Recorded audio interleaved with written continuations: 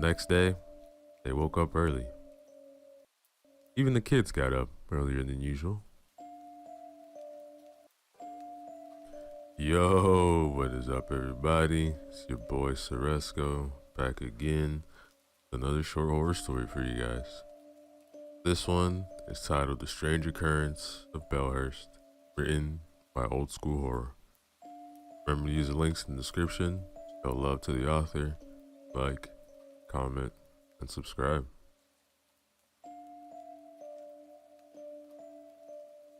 The overcast sky was foreshadowing the mood of the upcoming days. Steve Jenkins stopped the car near the big iron gate of the house. He looked out the right window past his wife and saw the small town of Bellhurst. It was as gloomy as the house and the weather, and just as annoying as Emily, thought Steve. He then lit a cigarette. She glanced at him from the corner of her eye, sighed, then got out the car. The kids were eager to go into the house. It's been a long time since they were here. Both Jenny and Carl were restless. The long road from the city was more than enough for them. They wanted to move, run, jump around, just like any other child. Jenny was 12, Carl only 10. With slow and lazy moves, Steve got out of the car. The cigarette was dangling in his mouth while his mind was elsewhere. Jenny and Carl ran to the gate. Their mother followed them. The man slammed the door, then unloaded their luggage. It's been a long time since we've been here, said Carl. Yeah, it's been 5 years since Grandma died, said Jenny. Mommy, why didn't we come here since then? Carl asked. Well, your dad was busy. But now we're here. We'll make this house a better place. In his younger years, Steve used to be a pretty powerful man. The countless hours of sitting at a desk weakened him. Even the unpacking made his chest heave. Constant smoking wasn't helping either. Emily took out her keys and unlocked the gate. She looked at the house, saw the deplorable condition it was in. Some windows were broken, plaster on the outside walls fell off in many places. The capricious weather heavily damaged the woodwork, and the paint peeling off almost anything which once had any on it. The yard was heavily overgrown with grass, bushes, wild grapery, elder trees, quince, and who knows what else. They almost couldn't see the footpath, which was going from the gate to the porch. Hey, I need some help over here, shouted Steve, while taking out a crate of tools from the trunk. Emily rushed back to him.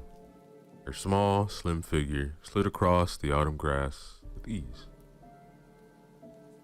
She looked at her husband, but he evaded her gaze and proceeded with the unpacking. His face was tired. She saw he was not really in the mood for work. Not this kind of work, anyway. Steve handed her a bag, then took one himself. They carried their bags to the gate. Steve put his down and checked his pocket for the cigarettes. After feeling the pack, his hand moved to the burning cigarette in his mouth. Dragged from it, then blew the smoke into the chilly afternoon air. Looks like hell of a work. Yeah, I know. But It's time we fix it. Other things as well. She took his hand into hers, but the man only nodded. The kids were already in the yard, walking through the tall grass. Jenny looked back at her parents. Her beautiful brown eyes showed concern.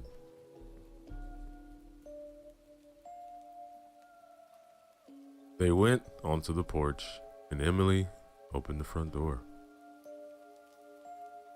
The smell of dust and old furniture hit their nose.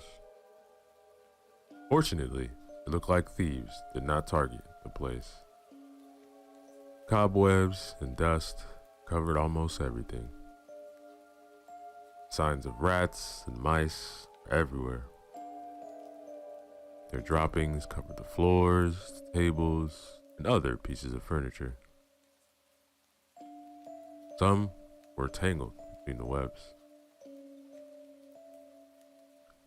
In one corner of the front hall, a small skeleton of the mouse was lying.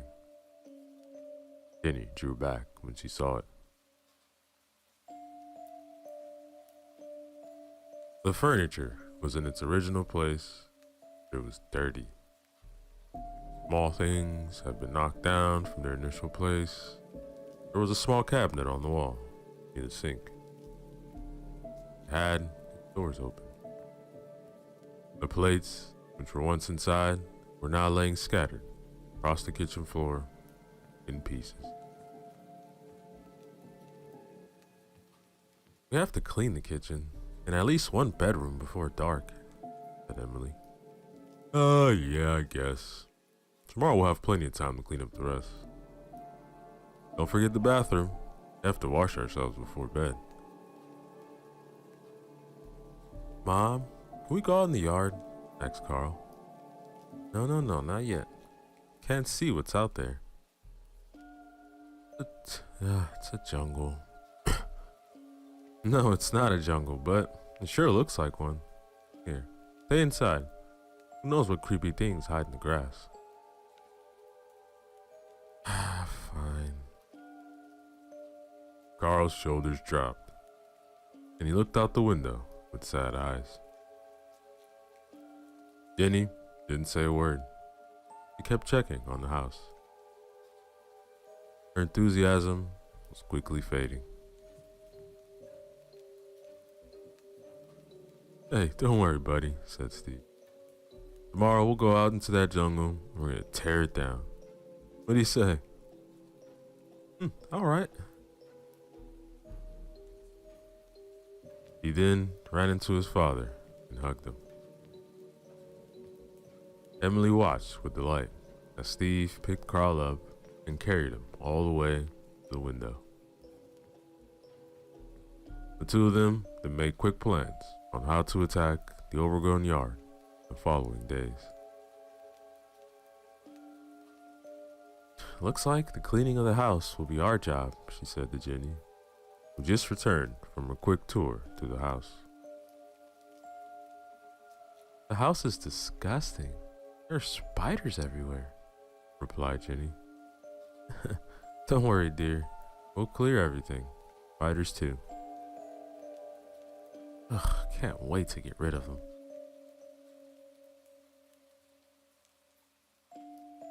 They brought in their tools, then began the work on the kitchen. It was important to make it habitable before nightfall. The living room had to be clear as well, so they could sleep somewhere. The living room was for later. The house still had running water and electricity, despite its abandonment. Until not so long ago, a man from town came by the house from time to time to check on it, but couldn't do any serious maintenance work. The four of them were making excellent progress. When Steve saw the basement door, he stopped, fumbled for a cigarette, then lit one. Emily came to him and hugged her husband from behind. What's wrong, honey? That looks nasty. It was partly eaten by termites. It was covered in a thick layer of spider silk. There were also holes in it, where the boards cracked and fell into the basement. Yes, it is, but we'll leave that for later. Then we'll clear it together. Do you have any idea what's down there? I don't have the slightest idea. Haven't been down there since I was a child. Mother was keeping a lot of stuff in the basement, but I don't know exactly what. Maybe there's a monster down there, said Carl jokingly. It's coming for Jenny. Ah, shut up. Most likely coming for you. Yeah? And why is that? Because you're smaller? Easy prey. Alright, knock it off, you two. Come on, you have work to do, Emily scolded. At about 10 p.m., they cleared out the kitchen, the living room, and some part of the bathroom. They devoured their dinner, washed themselves a little, then prepared to go to sleep. They had to sleep on the ground tonight, all in the living room. There was no time to clean up all the rooms in one afternoon. The children were already asleep, but Steve and Emily still awake. Steve was lying on his side.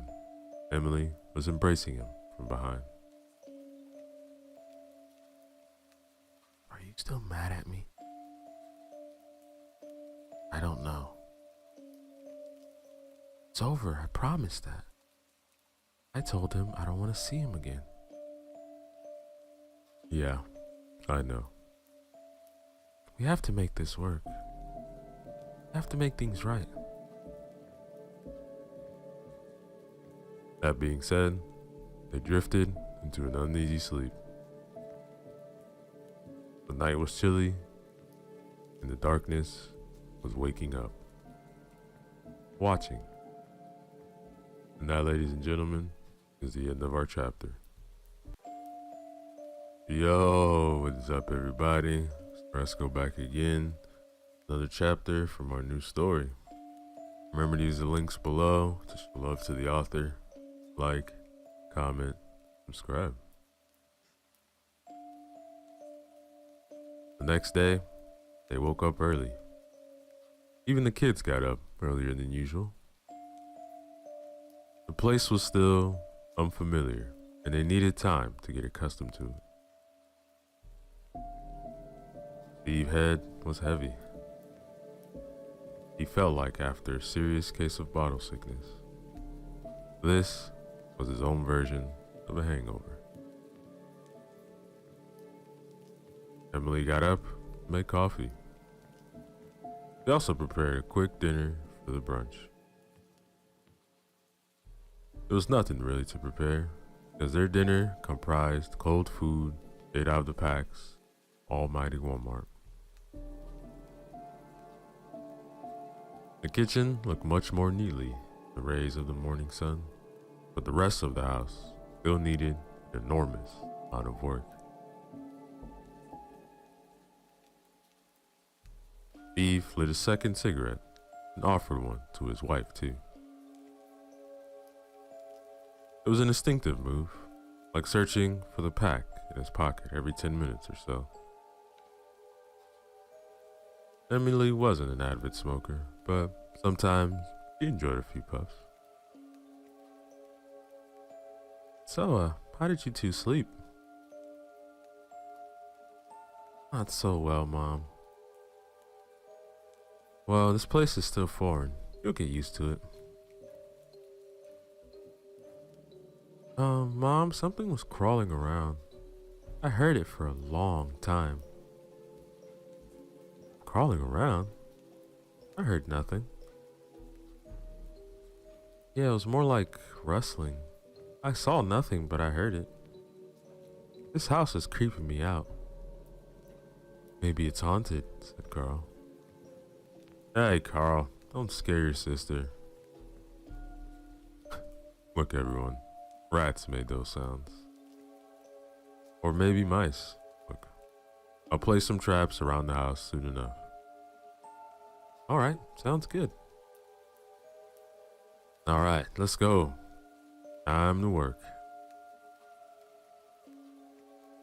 I'll come with you, Dad. Alright, come on, you little explorer. Let's see what's out in that jungle.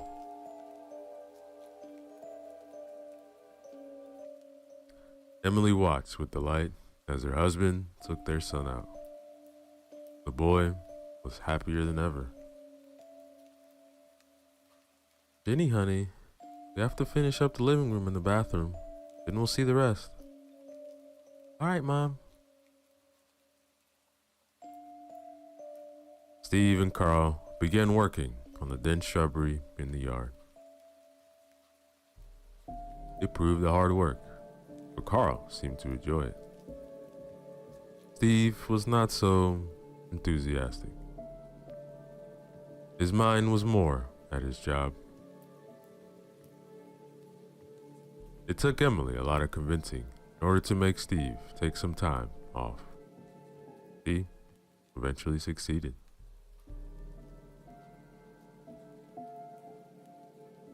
He glanced out the window and smiled, saw them working. After some time, Emily noticed that Jenny's weariness was fading. They were talking a lot, and the girl mentioned to her mother a boy from school. With reddening cheeks, she admitted she liked him. Emily smiled again, then caressed her daughter's long blonde hair.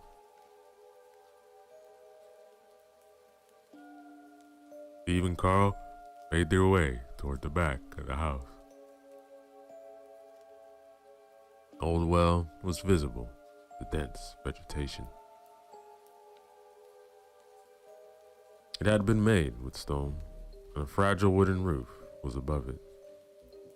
To the right, behind the house, Carl noticed a large tree.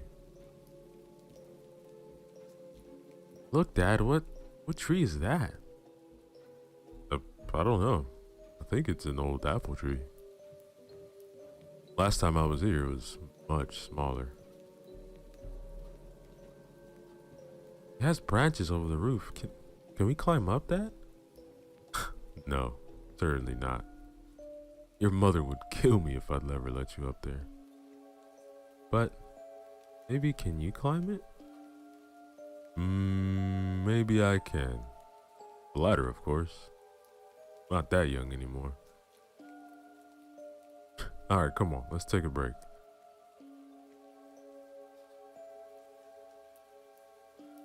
After a slight break, they went back out. Steve lit another cigarette, then began thinking about the next step. While he was looking around and thinking, Carl screamed. Steve woke up from his daydreaming, then looked around to see what happened. Carl was running to him from not too far away. Dad, there's a giant spider out there. Emily and Jenny hurried out from the house. They saw Steve and Carl standing outside. What's wrong? What happened? Asked Emily. There's a spider in the bushes. It's huge. Don't worry, son. I'll check it out. The others followed closely behind them. Their initial scare faded, and now they were curious to see the giant spider. Steve reached the place in a few quick steps. The cigarette, which was dangling in his mouth, fell out when he saw it. He first thought that Carl had been overreacting, but he was wrong. The thing just stood there in the middle of a giant web, It was about as big as a grown man's open palm, black and ugly. Shivers ran down Steve's back when he saw the spider. The girls screamed when they saw the creature. Its rugged back and hairy legs made them repulse in horror. The web was big too, the biggest they'd ever seen. It looked like it had at least 5 feet in diameter. It also seemed pretty strong. What the hell is that? Obviously it's a spider, but that big? Yeah, I don't know, Mom. Where did it come from? Yeah, good question. A spider like this is not supposed to exist here. This is the northern part of the United States, not Australia or the Amazon jungle. I don't know, Dad. Maybe it escaped from a zoo or something. Maybe, but I don't think there are any zoos anywhere near Bellhurst. I think that it's just freak mutation. Somehow this one got bigger than the others. I don't know. Well, will you get rid of it, Steve? Yeah, babe, of course. Just let me check how the hell to kill it. I want to make sure it doesn't have any big brothers around, you know? Alright, just please kill it. It's the ugliest thing I've ever seen. And Emily took Jenny by the hand and they headed back into the house.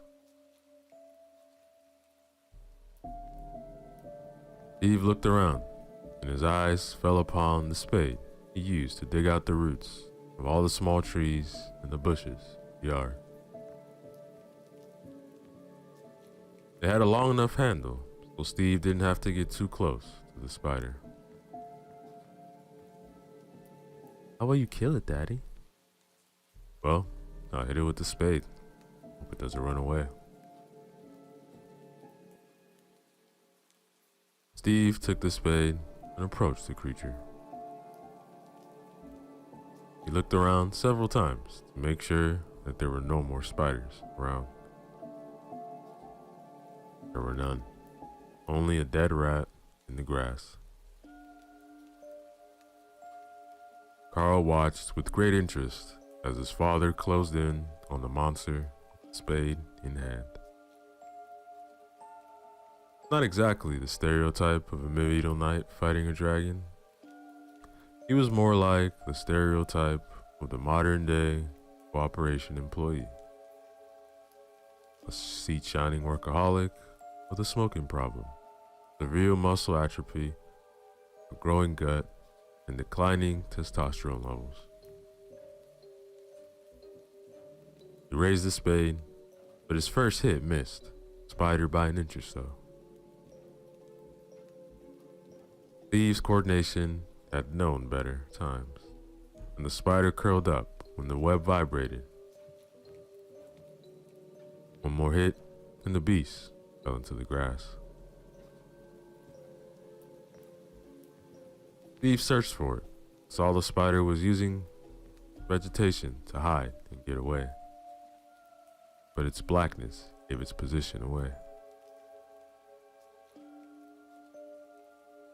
Steve struck again, and the edge of the spade cut the creature in half. The front half was crawling on, but the other hit crushed it.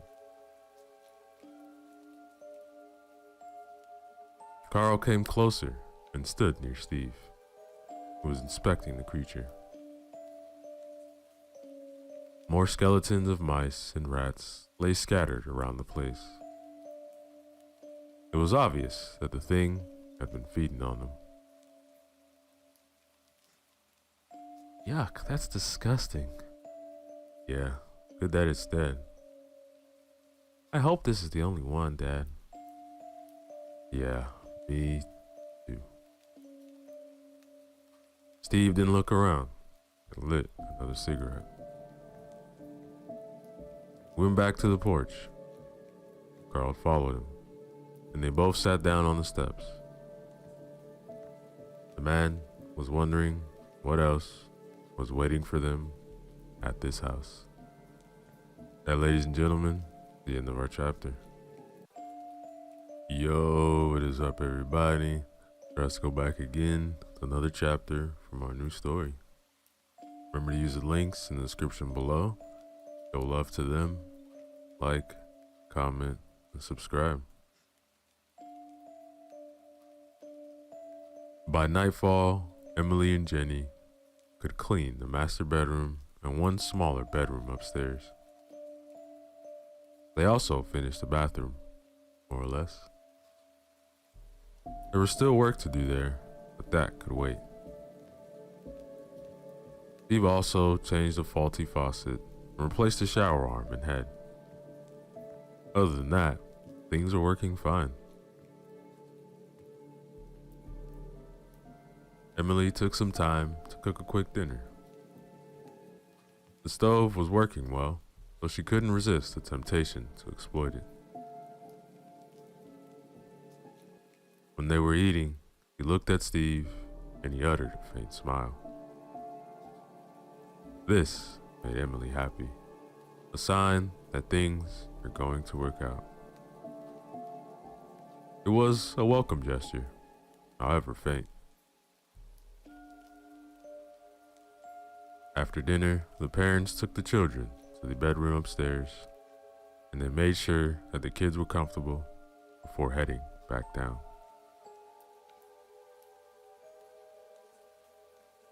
Steve sat on the bedside and lit a cigarette, as usual. Emily said that she had an idea, then left so he had time to smoke. He was facing the window, opposite to the door.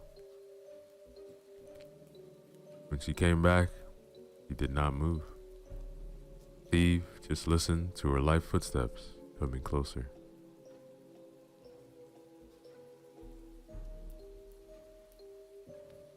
The room was lit only by a bedside lamp. Light was faint, but felt comforting. The day of hard work was over, and he felt it in his bones, muscles. Every part of his body was hurting. Steve, not used to this kind of work. Emily crawled into the bed and put her arms around Steve. He kissed his cheek, and he suspected what was coming. Look what I found. Oh, where did you find that? I remembered that Mother was keeping a few bottles for special occasions. So this is a special occasion then? Yes, it is. Don't you think the same? New beginnings are always special occasions. Yes, I think so. Look, I know what I did was wrong. I know that you still hate me. Emily, don't. No, I feel it. Also, I see it in your eyes. And your face. Look, we've talked about this. Sorry for everything.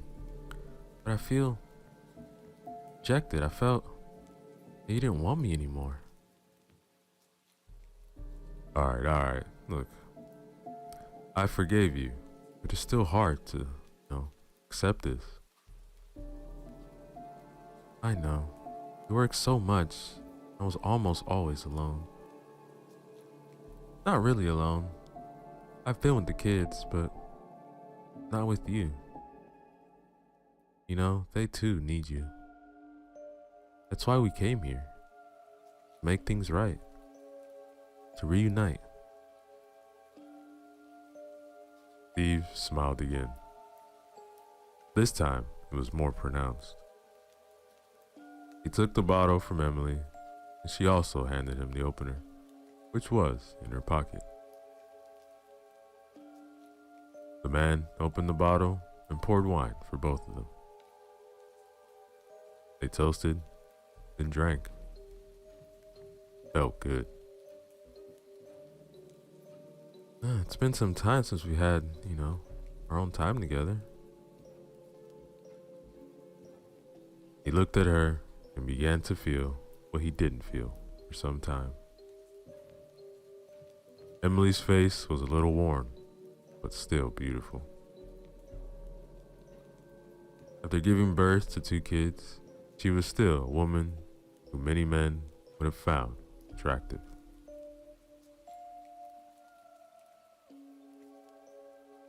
Steve felt the heat rising. After all this time that he despised her for what she had done, he realized that he still wanted her. Emily was a delicate woman and a wonderful mother. It was now that he knew for sure that her affair mainly happened because of him. So, this is a new beginning, right? He then kissed her right away. He welcomed this kiss, and the butterflies in her stomach came to life again. Emily returned the kiss, and then it felt like teenagers all over again.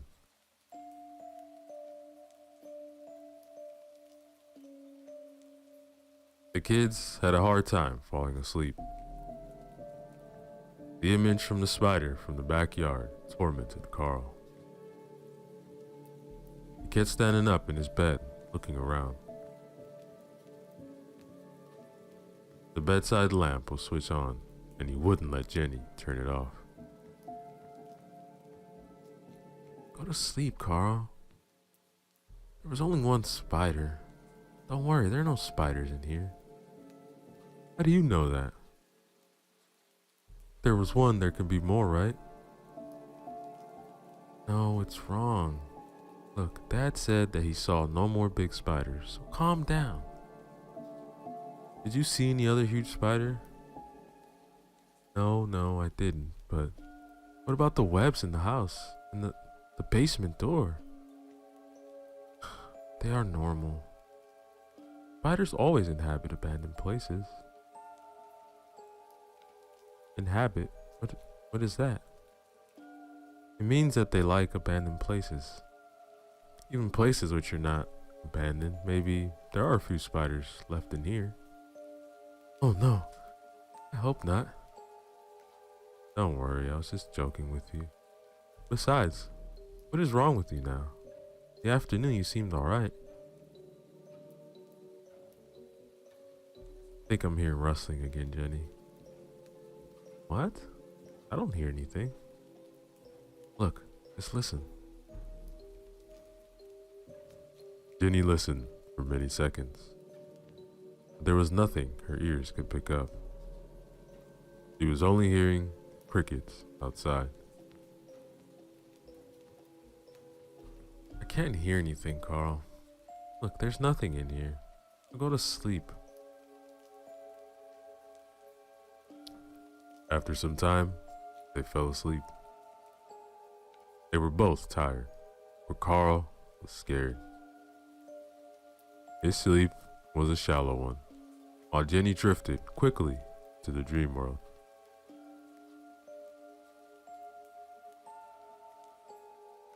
Carl woke up not too long after he fell asleep. The rustling was there again. He stood up in his bed and turned to Jenny. He was fast asleep. The strange shadow passed on the floor. He looked to the window, but saw only the branches of a gigantic tree moving in the wind. He waited for a few minutes, then lay back down.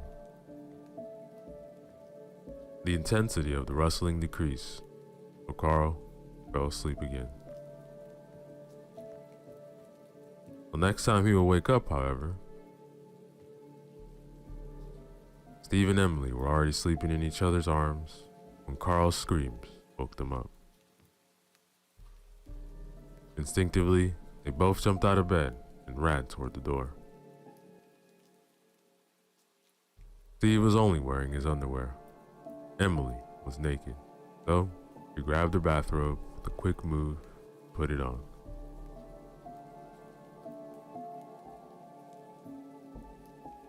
They ran upstairs. Steve burst into the child's room like any Russian would have done in World War II.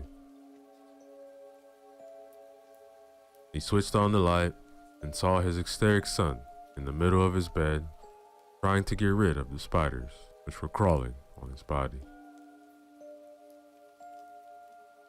They were only about 1.5, maybe 2 inches long, legs considered. Jenny was screaming too, backed up against the wall with her legs on her pillow. She had some spiders on her too, and the parents quickly ran to help their children.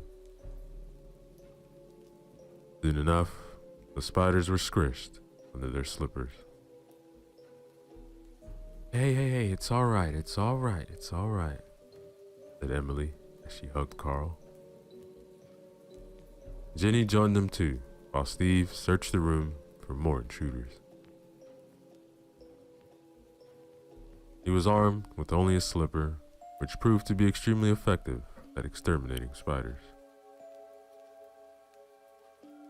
It was already slimy from the guts, with a few spiders Steve killed. It was crawling on my face. Emily just tried to hush him. Her heart was pounding, and she struggled to maintain her composure. She followed with her eyes the corporate keyboard warrior turned spider hunter and hoped that he will take care of them. In other circumstances, she might have found her husband funny, but not now, not when the children were scared out of their minds. All right, it's all clear, said Steve, after combing the room. He was far from being sure if it was truly clear or not, but he had to reassure his wife and kids. Steve sat near them on the bedside and hugged them. With the kids getting calmer, Emily felt better. Even though this house had some surprises, she thought, at least we were getting back together again. Want to sleep in our room? Emily asked and looked at Steve, but without the children observing. Steve nodded approvingly, and the kids agreed, great delight. They don't have to spend the night in this room anymore. That, ladies and gentlemen, is the end of our chapter. Yo, what is up, everybody? So let's go back again. Another chapter from our new story. Remember to use the links in the description below. Show love to the author. Like, comment, and subscribe.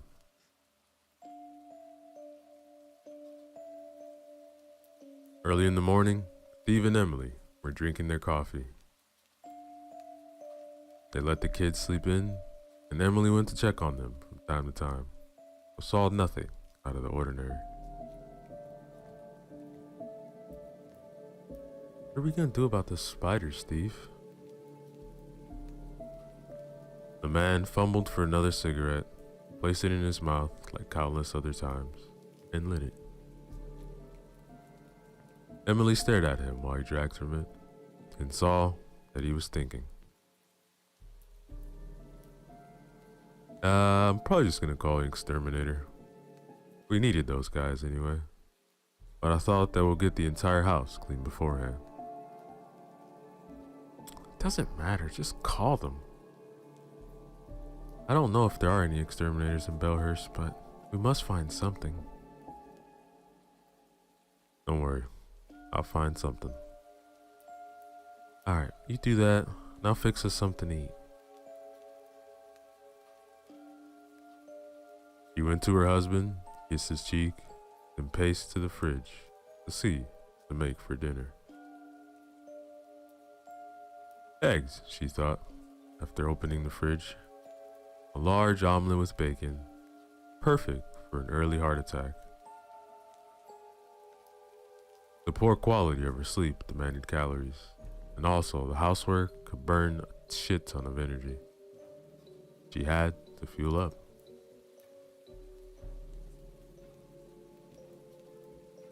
Steve took out his cell phone and searched the internet for pets exterminators in Belhurst.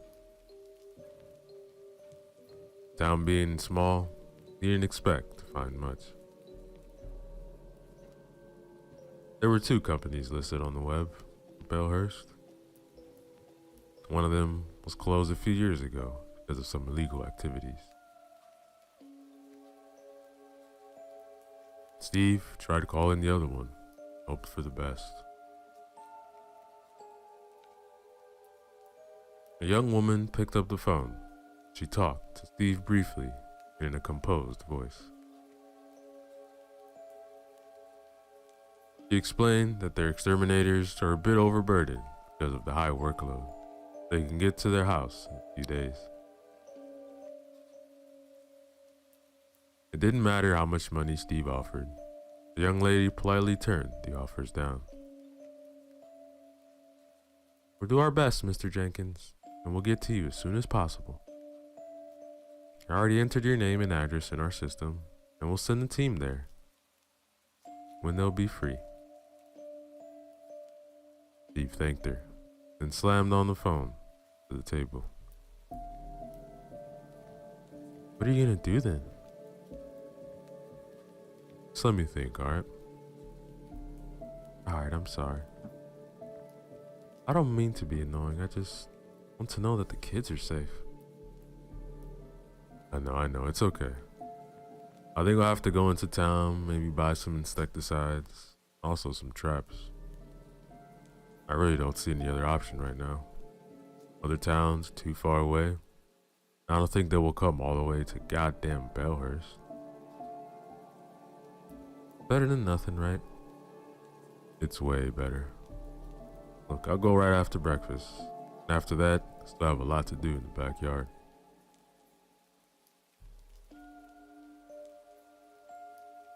Soon, Emily finished preparing breakfast. They both ate, then Steve stood up. He searched for cigarettes, even though he didn't want to light one. Then saw Jenny and Carl enter the kitchen, sleepy eyes.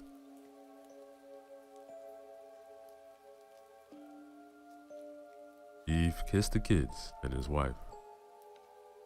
He then headed out to the car. The town was not far, a little short of 3 miles from the house. This should be a quick drive, he thought. The only problem was that he hadn't been in town for a long time. Nevertheless, he was confident that he'll find a store soon enough.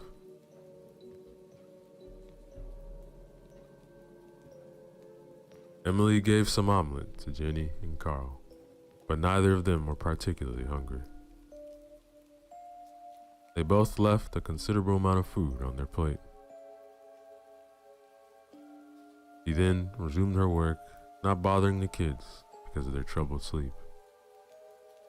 But they joined her anyway soon. Slowly but surely, they began helping their mother.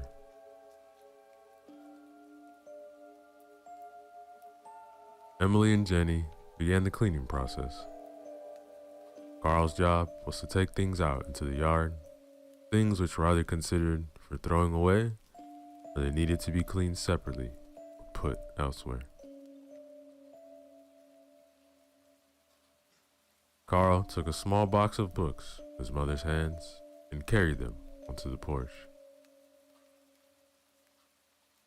There, he paused a little. He was not a particularly strong boy, and the carrying of the box made his chest heave. The cool air outside felt good for his burning lungs. After he was panting on the porch, Carl noticed a well in the back. Something seemed to move on its stone rim. He wasn't sure about it, so he decided to check it out. Of course, he knew it was a bad idea. While he was walking toward the well, his mother's educating voice resonated through his mind. Don't go too close to the well, because if you fall in, it cannot get you out. Anyway, curiosity always wins, and it did this time. He approached the well's rim and saw that it was about as tall as himself. Carl put his hands on the cold, mossy stone and hoisted himself up.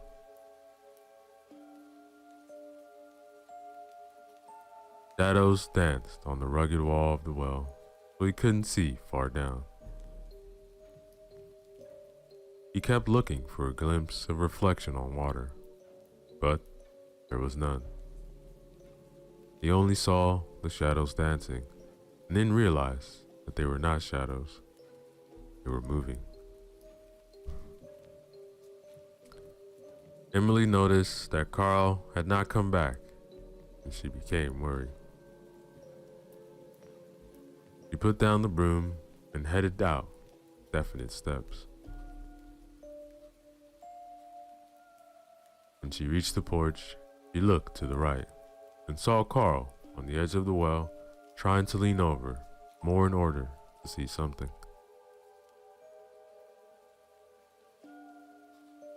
"Oh my God, Carl!" she shouted, but was already running toward the well. Carl looked at her with a startled face, then lost his balance. He began tilting forward, with his head leaning toward the darkness of the well.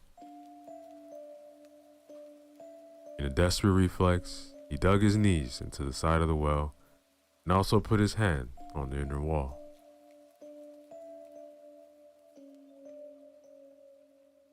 It was not enough to hold him back, but it was enough to slow him down so that his mother could grab him.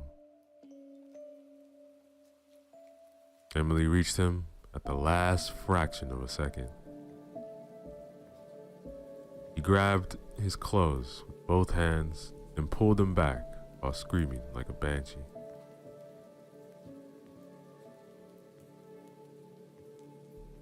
Steve stopped in front of the gate and heard the scream. He jumped out of the car and ran straight to the well, where he found Emily holding Carl tight in her arms. They were both sitting on the ground near the well. A frightened Jenny just ran out the house, not understanding what happened.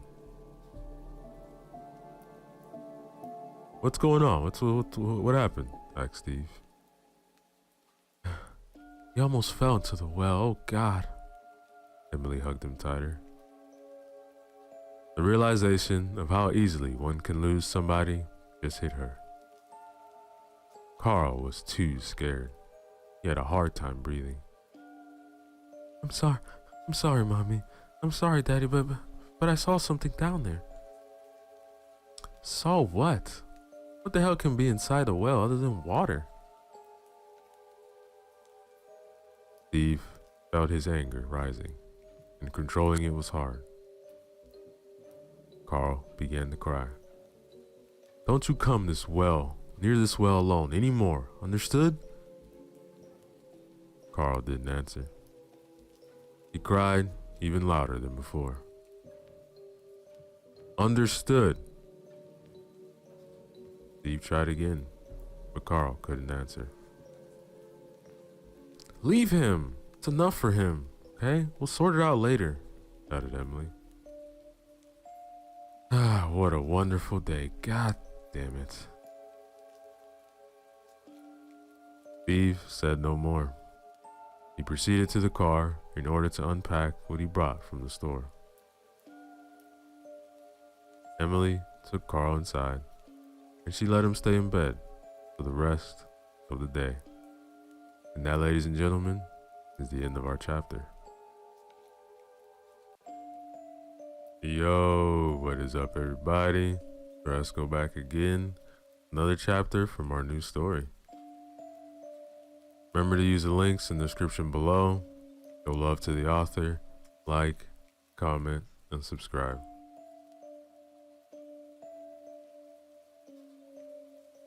Steve went to the kitchen and lit another cigarette. The clock didn't strike noon yet, but he already puffed on quite a few. Emily returned from the master bedroom, where Carl was already half asleep. Steve saw she was upset. What was that all about? What are you talking about? You know very well what I'm talking about. Why did you have to attack him like that? Attack him? He almost died, Emily. You realize that? Yes, I realize that. I'm not stupid. You have to realize as well that he's just a child. It's precisely why you don't leave him alone. Come on, Steve. Who would have thought that he would go into the well? I told him to put the grate down and come back. You said it yourself. He's a child. He can't think for himself. Yeah, but I can't stay near him all the time, 24 hours a day. He was right there beside you, and you sent him out. It's worse than not being near him. You're such an asshole. I might be, but don't forget, it was your goddamn idea to come to this shithole. Congrats, you almost killed our son. Look, I'm not listening to this anymore. Emily stood up and bolted out. Steve dragged on one last smoke and slammed the half-burned cigarette into the ashtray.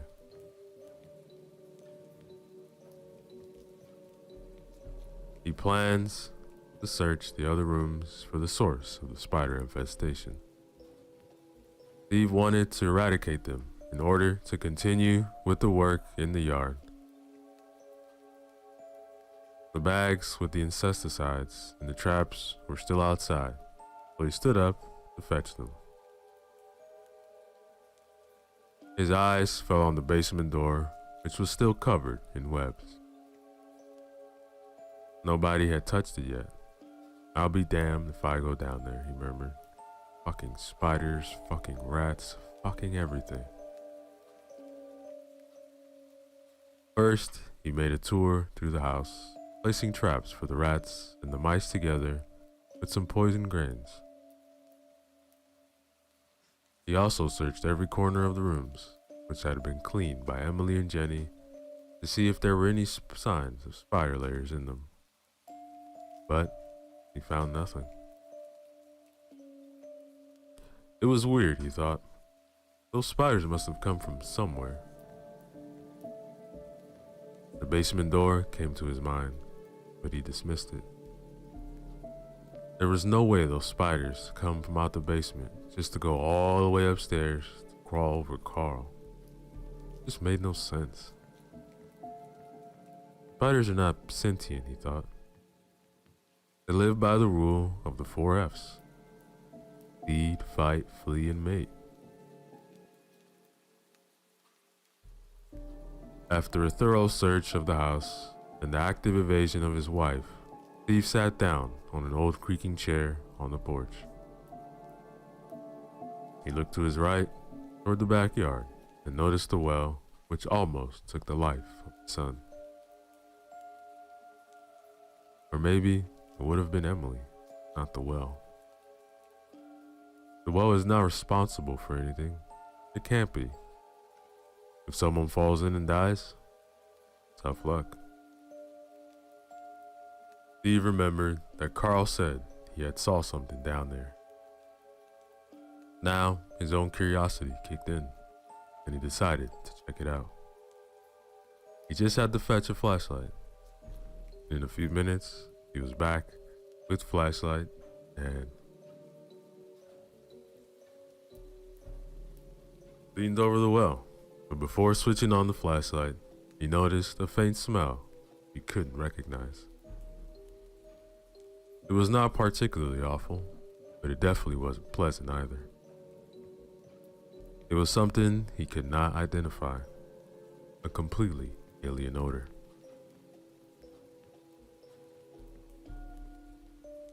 Whatever, he thought, and switched on the light. He almost drew back when he saw what was down there. Believing his eyes was hard at this point.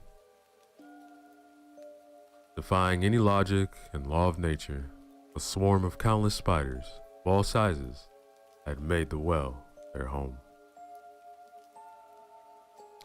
The hairs on Steve's back stood up, and the shivers crisscrossed his spine. Water was no longer present at the well's bottom, only the crawlers.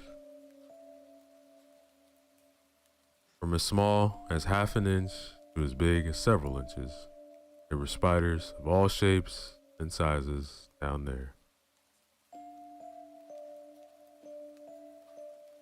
Steve drew back in horror and disbelief. He briefly imagined what would have happened if Carl fell into the well. All broken and hurt, with a swarm of spiders crawling on him as he drew his last breath. He closed his eyes and shook his head. Instead, he forced himself to think about what to do with them. The exterminators were busy, and he sure as hell wouldn't sleep one more night knowing these things were around.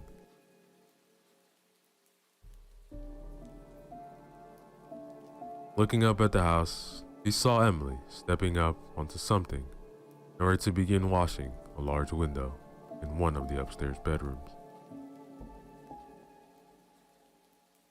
The thick branches of the old apple tree partially covered her, but her face was visible. He's still upset, thought Steve. But it doesn't matter now. She'll get over it.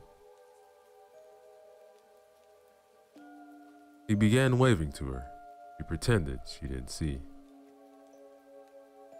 But after Steve's frantic insistence, he looked at him, and Steve gestured for her to come down. Emily furrowed her eyebrows when she saw Steve's gestures. He spoke briefly to Jenny, probably telling her to stay there, then headed down.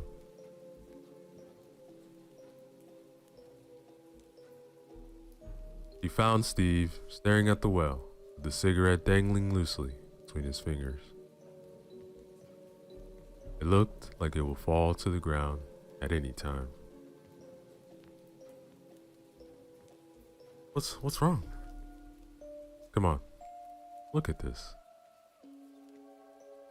Steve put the cancer stick in his mouth, then signaled Emily to go with him closer to the well.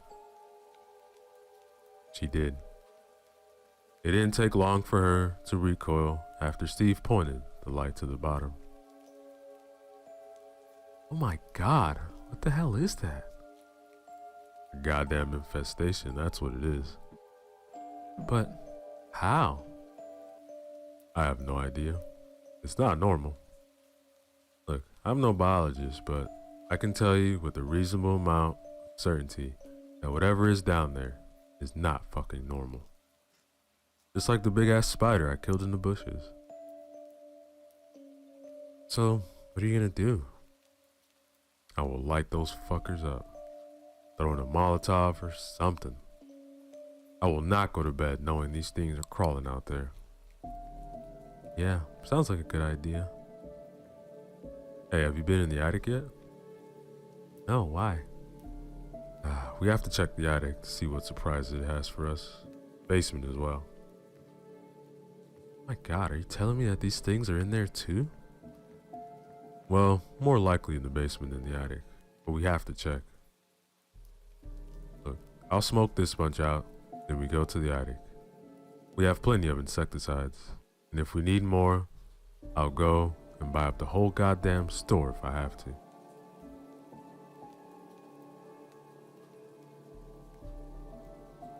That being said, Emily went back upstairs. She still felt the goosebumps on her skin whenever the image of the crawling mess of spiders came to mind. Steve didn't hesitate much. He searched for a big glass bottle and a plastic hose.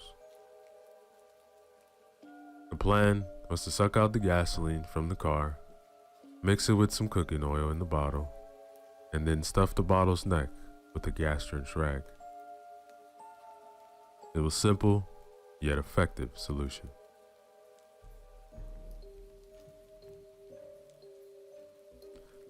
After finishing his Molotov cocktail, he held it up in front of him. A golden mixture of oil and gasoline glittered in the sunlight. Not exactly the favorite champagne of tank crews, but then went straight to the well. He held it up above the well's mouth, then lit the rag. It caught flame in an instant, and Steve immediately threw it in. He didn't want to risk getting caught on fire. Steve threw the bottle at an oblique angle, so it hit the wall's rocky wall, and not the dirt at the bottom. It hit the wall roughly where Steve wanted it to, and the fire roared to life inside the well. Black smoke arose from the hole, bringing with it the smell of gas fumes. Steve watched with delight as the spiders were engulfed in flames and smoke. Many tried to flee, but the heat rose far too quickly. They succumbed to the inferno. He felt something strange beneath his feet. It might have been a slight tremor, but it was faint. He might have also just imagined it, though he dismissed it right away. Emily watched from the upstairs window as the smoke was drifting up from the well. He then planned to finish it up. It was already past noon, and they had something to eat. That, ladies and gentlemen, is the end of our chapter. Yo, what is up, everybody? Let's go back again. Another chapter from our new story. Remember these links in the description below. Show love to the author. Like, comment, and subscribe. They ate quickly and talked little. Jenny knew her parents were still mad at each other, but she couldn't do much. She could only hope that they would sort it out. Carl was still sleeping, and Emily didn't bother him. He would eat after getting up. After lunch, Steve and Emily put their differences aside and headed toward the attic door. It was upstairs, close to the staircase.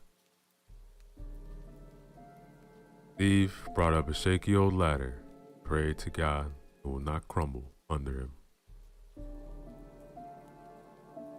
Emily hoped the same and watched with a shivering spine as her husband tried to open the attic door. She imagined countless spiders falling on him from above, then beginning to attack him while he was squirming on the floor. She hated these thoughts, but they were automatic. Just like when standing on the edge of a cliff and imagining for a second the fatal jump. Or imagining pushing someone over the cliff. If there's anybody else there. The call of the void. She mused for a fraction of a second, but then woke from her daydreaming when Steve forced open the door. He pushed it slowly, squinting his eyes in case anything nasty fell on them from the attic. But nothing serious did, only dust. They both saw cobwebs and a thick dust tangled in them.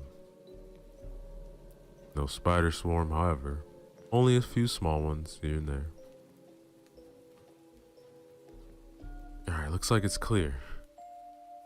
He then used his flashlight to take a quick look around, but saw nothing like he saw at the bottom of the well. What else do you see? Well, a lot of useless shit. More precisely. Alright, more precisely, lots of crates, boxes, rat droppings, old furniture, and a lot of dust. This is work for an army. Can I go up? Yeah, let me just go up first. After Steve climbed up into the attic, Emily followed. The ladder barely felt her small frame. It was like the wind had nuzzled it for a few seconds. It sure is a lot to do here. Yeah, but we have to be careful. No children up here. Alright. I agree with you on that one. Emily thought she would let Steve's well-side outburst slip if he remained disagreeable. They'd really had a rough time in their life, and arguing endlessly won't fix their relationship. Soon, they began to work on the attic. Carl was still sleeping, while Jenny stood below the attic door just in case something had to be brought down or something brought up, like tools or a glass of water.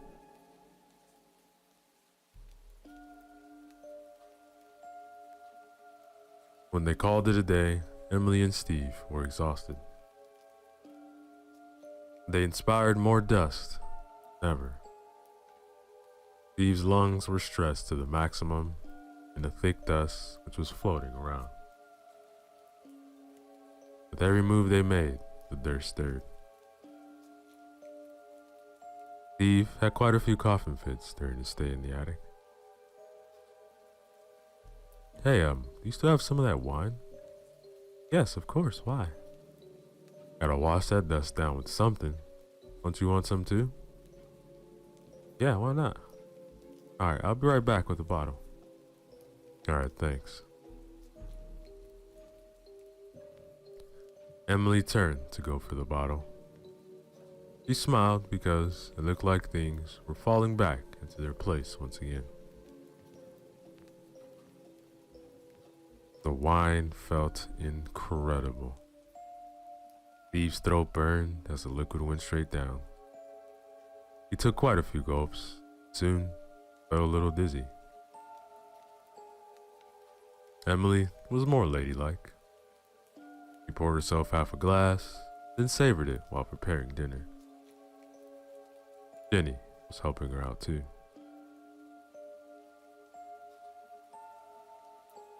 Carl soon emerged from the bedroom, his eyes red. When his mother saw him, she knew right away that the boy had been crying for time. Emily looked at Steve, who understood right away what's the deal. He put down the pack of cigarettes from his hand. This can wait, he thought. Then went to Carl. The boy's sad eyes stared at him questioningly.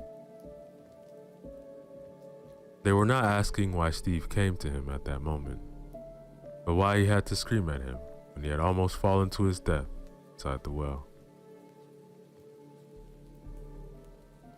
Even his immature mind realized that the grown-up's reaction was out of place, given the circumstances. Steve knelt before his son. Carl could smell the alcohol and stale cigarettes on his breath. But at his age, he was not yet repulsed by it. How you doing, buddy? I'm okay. Good, that's good. Look, I'm sorry for the way I shouted at you. I got angry because you almost fell into the well. I overreacted and I'm sorry for that. I was not helping, I know. Carl nodded, then looked at his mother. Will you forgive your daddy, Carl? Yes, I forgive you, Dad. I'm sorry, Tuet. I shouldn't have gone to the well. It's okay. The important thing is that you're alright. But you have to learn from this, alright? Yes, but I saw something. I know. I've taken care of the well. I saw some spiders there and smoked them out. They will not be bothering us anymore. We still have to take care of the basement though, but I already have an idea for that. Are there spiders in the basement? I think there are, but only a few. But if you want, we can make sure there will be no more spiders coming out of there, alright? Alright. Can I help you? Of course you can. Just let your mother finish cooking. Steve, what are you up to? You'll see. Just finish what you're doing. Could you serve it in the living room, please? Yeah, sure. It's almost ready. Just give me a few more minutes. Steve took Carl out on the porch while the girls were serving spaghetti and meatballs in the living room. The aroma of oregano and basil combined with the smell of the cooked meat and tomato sauce were heavenly. They were all starving. Even Carl felt his hunger rising. Steve searched for his bag of tricks, which he brought back from the store. Fetched 2 cans of insecticide, gave one to Carl, and headed back with the bag in his hand.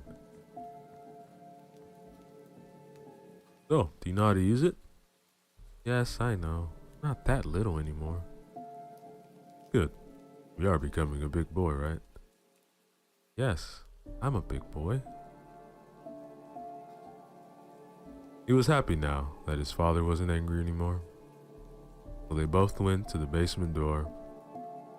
Steve took a broom and began brushing away cobwebs from the rotten door that covered it. How old is it, Daddy? I'm sorry? The house. How old is it? Steve stopped for a moment and scratched his stubby cheeks while trying to come up with an answer. Well, I think your mother knows more about the house than I do. But if I remember correctly, this part of the house is about 150 years old. Wow. Quite old, right? Yes, how did it not crumble? Because whenever people saw that it tried to crumble, they repaired it. Back in the old days, people repaired everything. They were skilled and capable. Just like you, right, Dad? I'm not that skilled. I can certainly repair things, but not like that. Those people were working hard all day long. They worked for themselves. I'm sitting at a desk all day making somebody else rich. The words came out automatically. He didn't think much when he uttered them, but after saying them, he realized how true they were. You work for somebody else's dreams. You don't have dreams of your own. This second thought came right after the first, but Carl's question then woke him up. The boy had to repeat it in order to register. How is that? You will understand one day, but you will have to grow for that. Alright, let's see what we have here. Steve knelt above the basement door, searched for an opening in the rotten wood, then sprayed insecticide. He then invited his son to do the same. While Carl tried his best to do exactly as his father, Steve quickly opened all the windows wide. They emptied 2 canisters of insecticide into the basement. After that, they went into the living room and closed the kitchen door. Emily and Jenny were already waiting for them at the table. That, ladies and gentlemen, is the end of our chapter.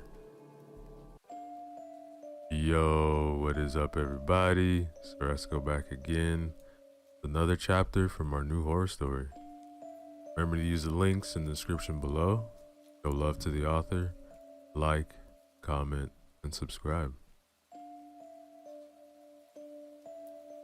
The spaghetti was delicious, and the adults downed a few glasses of wine with the food. Jenny and Carl got orange juice.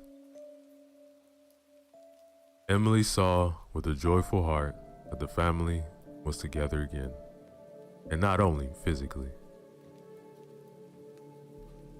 Steve joked a lot and talked a lot while smiling.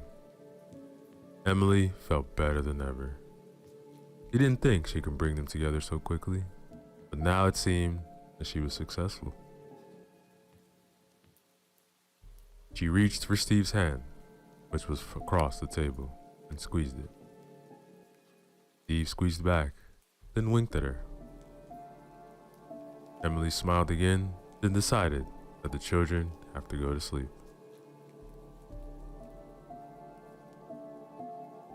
The kids agreed to go back to the upstairs bedroom. Steve assured them that the spiders should not be a threat anymore because he killed most of them. Tomorrow, he will finish the job and he will eradicate the remaining ones, if there are any left. After the adults left, Carl was still somehow reluctant to fall asleep. But Jenny reassured him that there was nothing to be afraid of.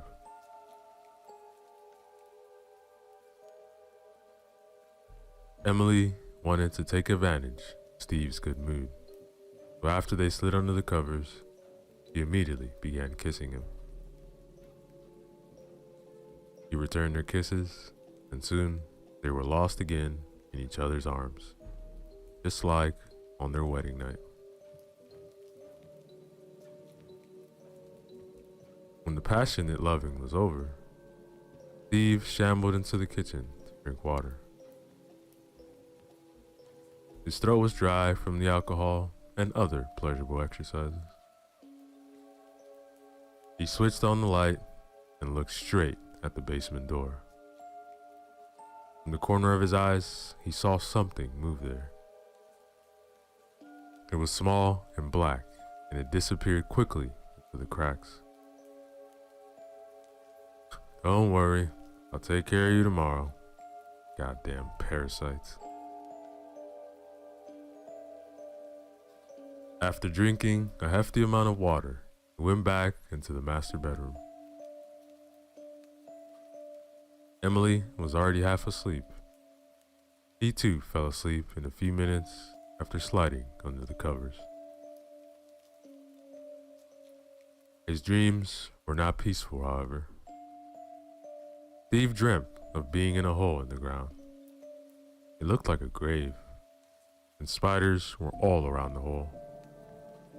He lay there motionless, couldn't move. As the spiders were approaching and threatening to crawl all over him, he tried to move. He tried desperately to get up and run away, but somehow couldn't. It was like his body was dead, but not his mind.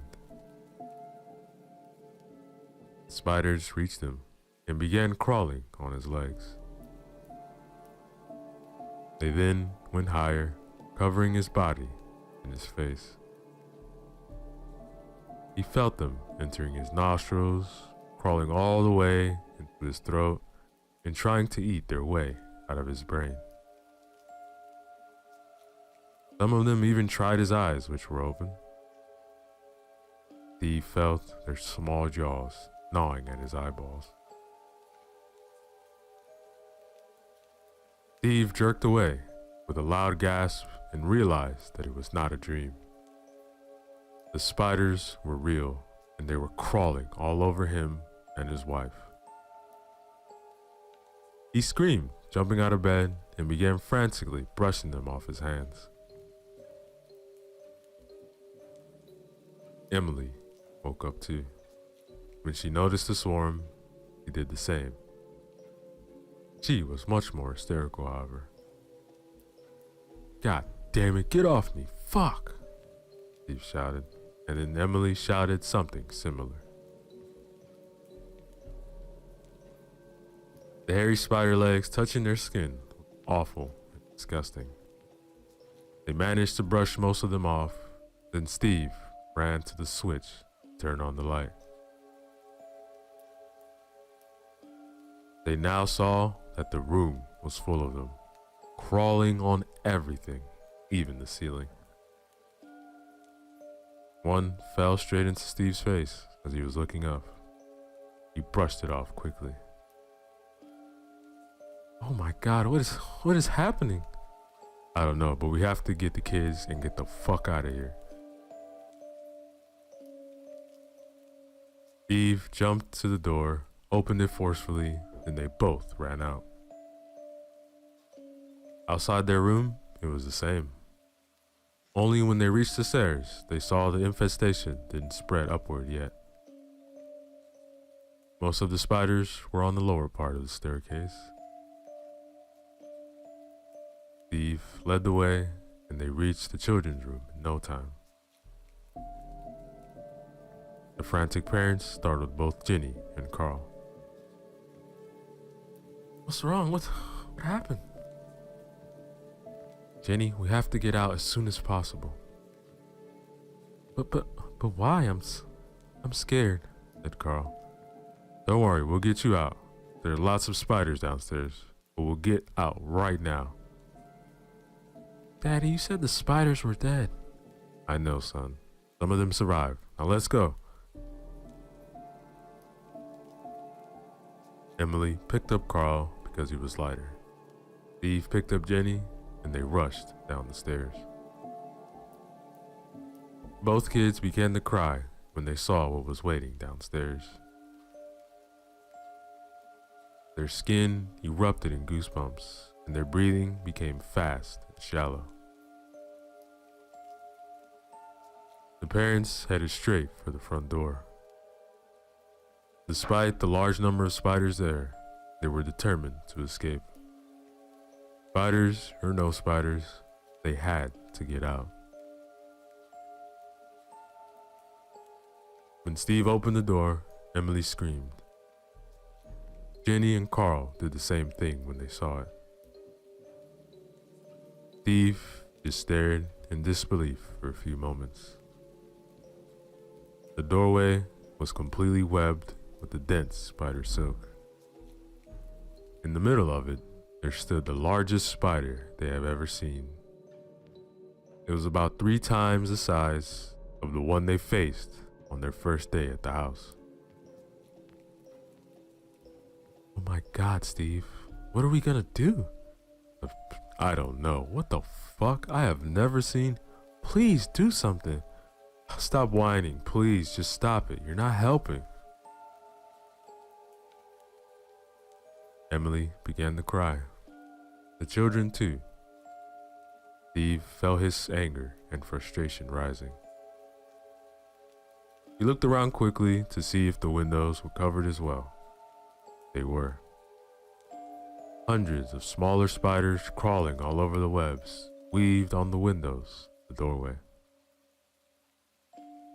Oh my God, what are we gonna do? Dad, please get us out of here, cried Jenny. Steve put her down, but when her feet reached the floor, she cried in disgust. It was full of crawling small spiders. Do something, Steve. Shut up. It was your fucking idea to come here. Now look at this mess. I'm sorry. Fuck it.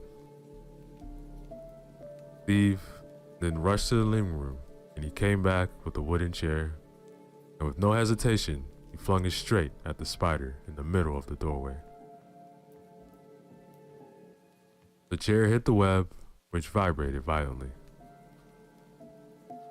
They saw in horror that the spider was still on the web. It just moved up slightly. Several smaller spiders crawled onto the web after the vibrating faded. The chair remained stuck on the dense web. "All right, asshole, I will show you." And then Steve rushed to the kitchen for a bag of insecticide. He found it, although it was hard to move between the thousands of spiders. He had to stop several times to brush them off. Steve also got a lighter, then rushed out again. He went close to the enormous spider with a can of insecticide in one hand and the lighter in the other. He flicked the lighter in front of the can and then sprayed. The roaring flame hit the spider dead on, but a smaller one jumped on Steve from above. His hands jerked to the side and the flame caught the curtain nearby. They began to burn. Steve wanted to put the flames out, but then more spiders attacked him. They most likely retaliated because he attacked the big one, and the giant spider fell down on the floor, then retreated. The hairs on its hideous body caught fire. Emily then had to choose between trying to save her husband or the house. Of course, she chose the former. He tried to free Steve from the spiders, which were now biting him. He screamed, cursed, and squirmed on the ground. In the meantime, flames were spreading. Thick smoke began to fill the house. The children were screaming and crying at the same time. They wanted to desperately for the adults to save the day. The spiders, they began biting Emily too. She screamed in pain while trying to free Steve, who was already bleeding from several bites. Only the desperate cry of her children determined her to reconsider. Mom, they're attacking us, Mom. She now had to choose between Steve and the kids. There was no time to hesitate, so he turned to the kids, and with superhuman strength, fueled by adrenaline, he picked both of them up. With tears rolling down her cheeks, she ran toward the stairs. She didn't even notice the fire, which was already raging. It threatened to spread to the living room, and some thick smoke was already crawling on the ceiling. Steve screamed in pain, then went silent forever. Emily reached the stairs, where she had put the kids down. Her strength faded quickly. He ushered them up toward the upstairs bedroom. The spiders were still not present on the upper floor, but they were spreading.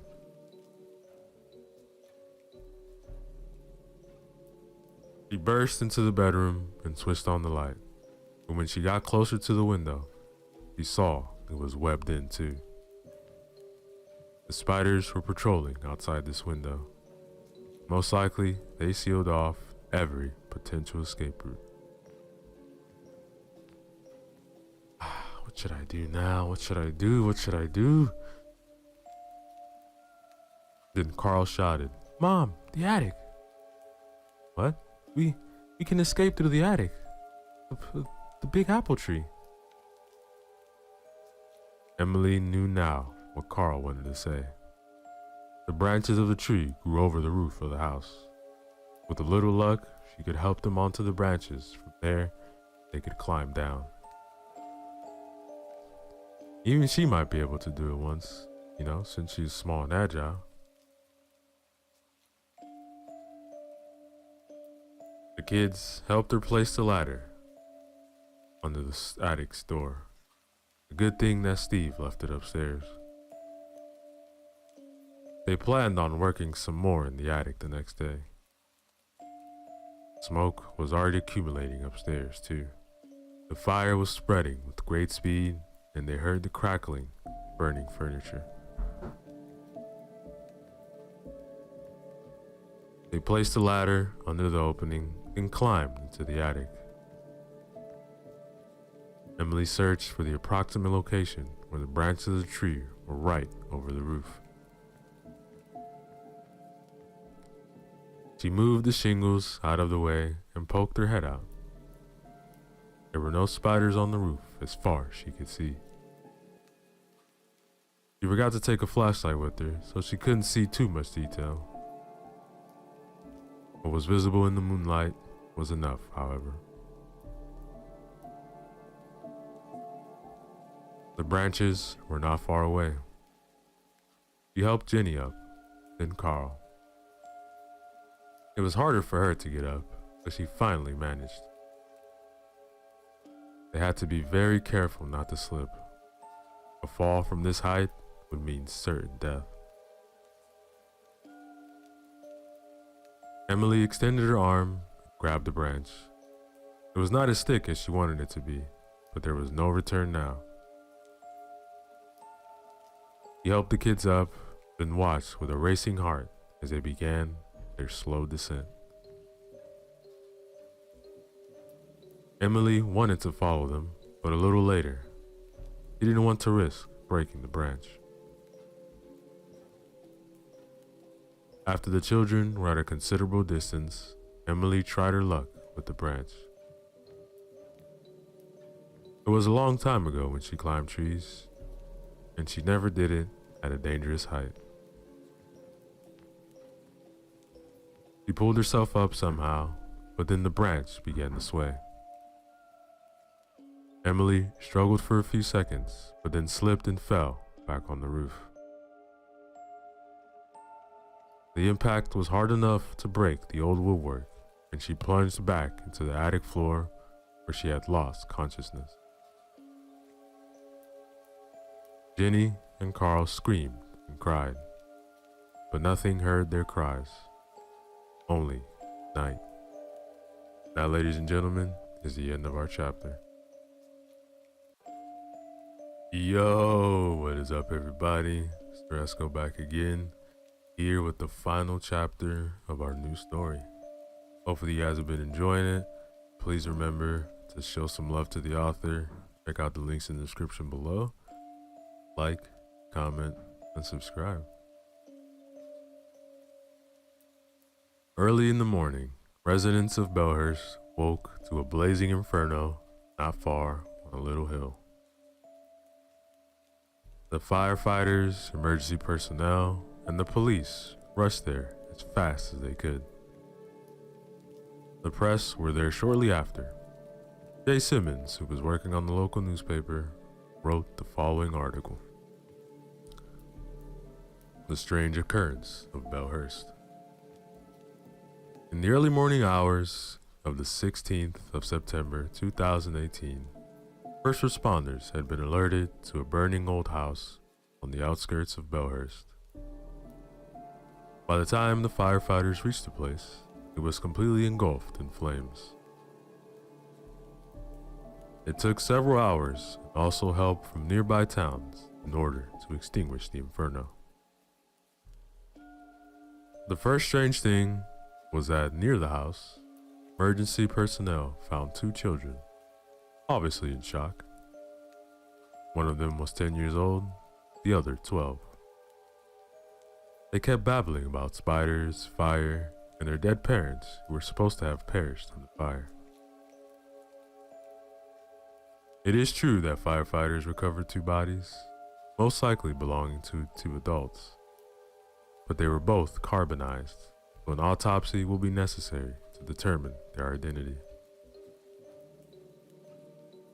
Second strange thing was that the place was full of charred spider corpses. Most of them were as large as the largest spiders from Australia. Who knows how many smaller ones died in the fire? The children said there were millions of them, and the spiders attacked them in their sleep not long before morning.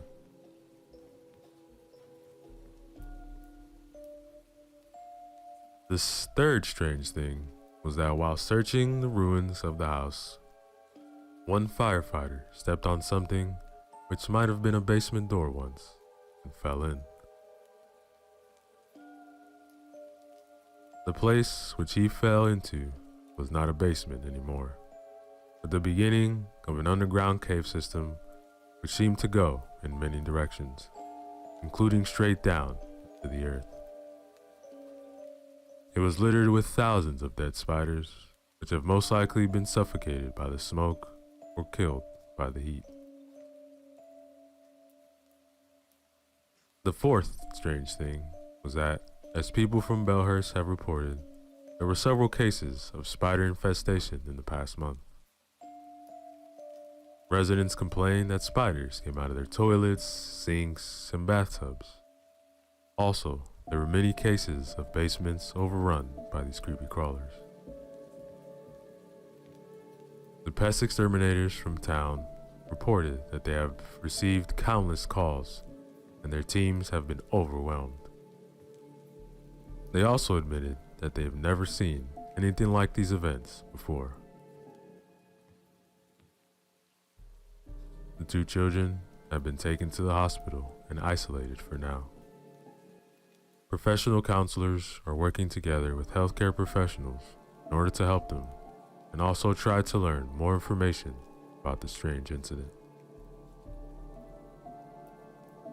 In any case, the area had been sealed and specialized teams were called in. Speleologists, biologists, and units of the CDC will arrive soon. The authorities are urging the people of Belhurst to stay clear of the area until it is declared safe. Also, if there are any signs of spider infestation, they are urged to alert the authorities without delay. And that, ladies and gentlemen, the end of our story. Yo, what is up, everybody? Your boy Ceresco back again with another short horror story for you guys. This one is titled The Grave Crawlers, written by Old School Horror. Remember to use the links in the description below. Show love to them, like, comment, and subscribe. I reached the gates of Whispering Pine Cemetery, but had to stop because my lungs were burning. The hot air outside made my life considerably harder as it dried my mouth and throat mercilessly. My pursuers were not far away, so I had a choice to make. Time was of the essence. I could either continue running or jump the fence to the realm of the dead. Looking to my right, I saw far away the torches of the mob, which was hell-bent on capturing and punishing me. The thievery I had committed was out of the utmost necessity. I still hate myself to this day as I'm writing these pages for that unlawful act. But my punishment had been greater than that which any mob could have inflicted upon me. For what I've experienced that night exceeds the most hellish punishments or nightmares any mind could comprehend.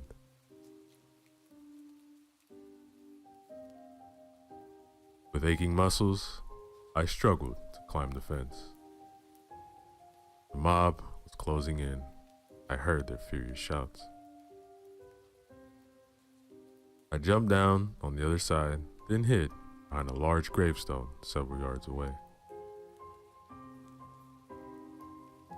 They turned onto the street with the cemetery, and just when I thought they'd pass by, they stopped.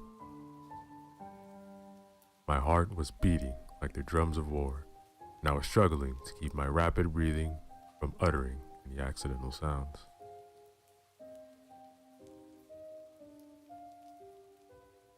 They were arguing outside the fence.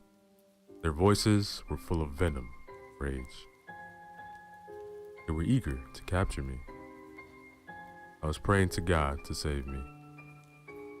To my knowledge, nobody had seen my face, so I had a chance to escape.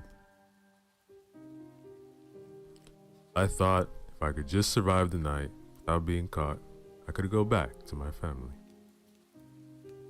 The money I've stolen, I could then help find treatment for my dear daughter, who was in dire need of it.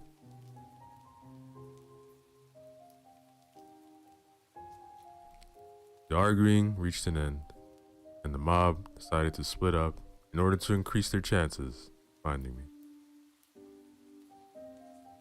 I sighed in relief, thanked God for his mercy. Had they chosen to enter the cemetery, I would have had no chance. Now looking back, I know it was not mercy from God, rather a punishment for my grave sin.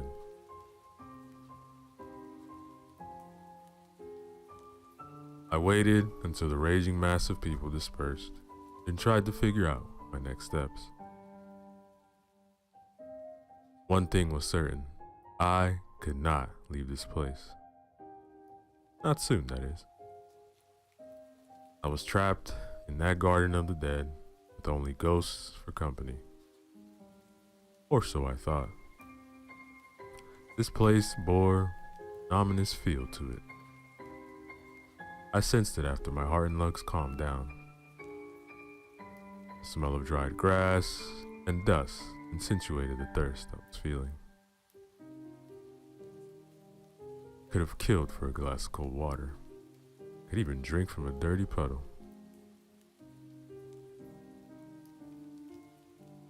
The smell of coming rain began drifting on the wind. This was welcome at first, as the cooling air brought a much-needed relief. The prospect of rain was alarming. I looked to the sky through the pine branches and saw the moon fade behind the amassing clouds, then turned my gaze to the dark shape which was looming in the distance like an everlasting curse. It was the house of the former caretaker and mortician Mortimer Blackwell. He had died before my birth, but his infamy had spread all across New England. Rumors say he had experimented with dark magic, and he had committed unspeakable evils in that very house. Nobody had the courage to go inside that edifice of conjuring and death. His entire family had perished in the mysterious circumstances after his death. So did subsequent buyers of the house. And after nobody was willing to buy it anymore, it stood derelict. Whatever was hiding inside was watching over the cemetery.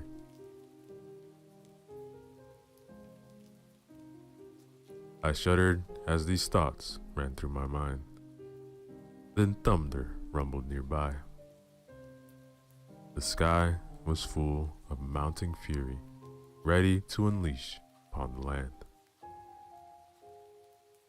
I had to find shelter. There was no other option but the accursed house. Outside, members of the mob still walking about relentlessly. I had a feeling that they tried to avoid this place. I mean, no sane soul in Harper's Ridge would enter it after nightfall. The awful history of the Blackwell house was keeping people out. Yet, I was inside Whispering Pines, forced to enter the dreaded ruin. So, I gathered my courage and headed toward the Blackwell house, which was several hundred yards away, the gate. I kept convincing myself that if I only stay on the porch outside, everything will be fine. I thought it would be a miserable night. The temperature outside dropped, but being the end of summer, I could survive that. There was nothing which could have prepared me for the things I was about to experience.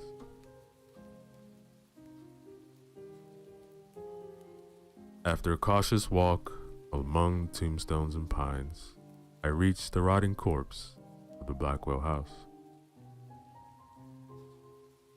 The steps leading to the porch were made of stone, just like the stone of the graves in the cemetery.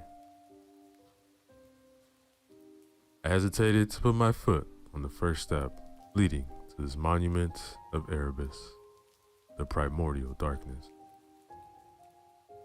But as drops of rain began falling, I took the step with trembling feet.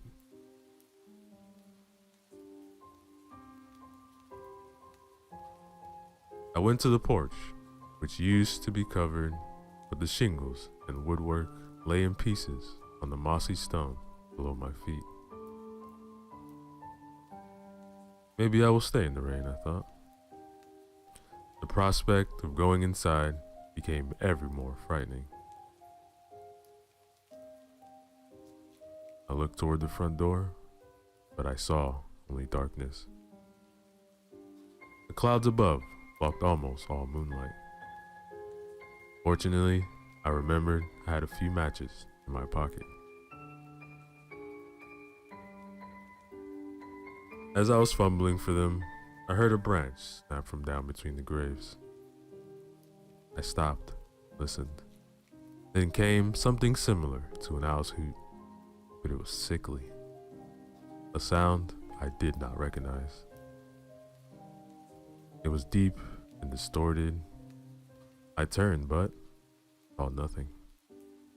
Then another strange hoot sounded, this time from another direction. This one was slightly different, but still definitely not made by an owl, nor any other nocturnal bird.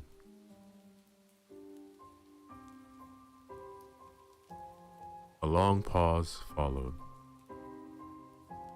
I did not move for several seconds, but then resumed my search for the matches. Finally, I found them. I took the small matchbox in my hand and opened it. I felt I have only a few pieces left in the box. Providence was surely not on my side.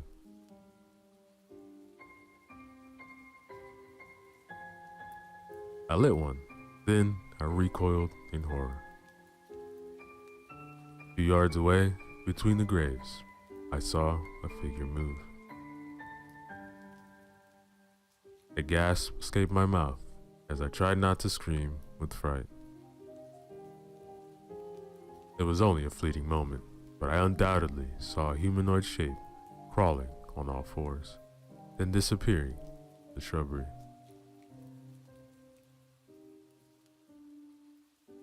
The match was quickly burning down, so I threw it away, took out another one.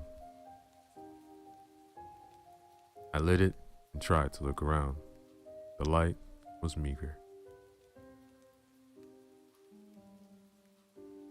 The fire was almost touching my finger when I pointed the match to the grave where I saw a figure hide. A pair of bright yellow eyes disappeared behind the stone as the light fell upon it.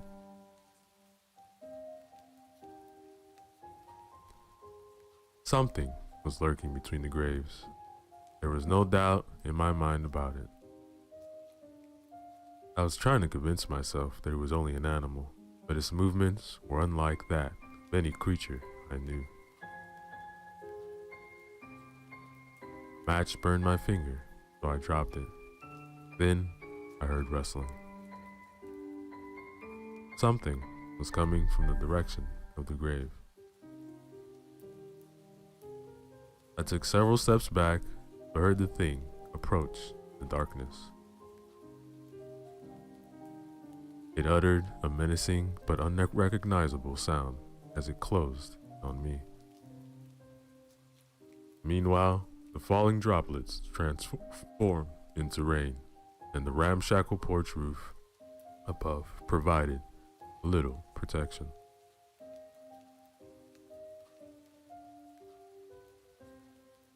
I dreaded the thought of entering the accursed house, but I dreaded more the creature a few steps in front of me. With a pounding heart, I turned and ran toward the blackness where the front door of the house was supposed to be. That thing bolted after me, but I reached the door just in time. My hand instinctively found the latch, and I opened it, stepped in, and closed it before the creature could catch me. I heard it pace around the door, sniffing, probing. Go away, damn you, I thought while I was gripping the latch with both hands. And finally, it retreated. I sighed, but I was in a worse situation than before. If a thing like that was outside, who can tell what was inside?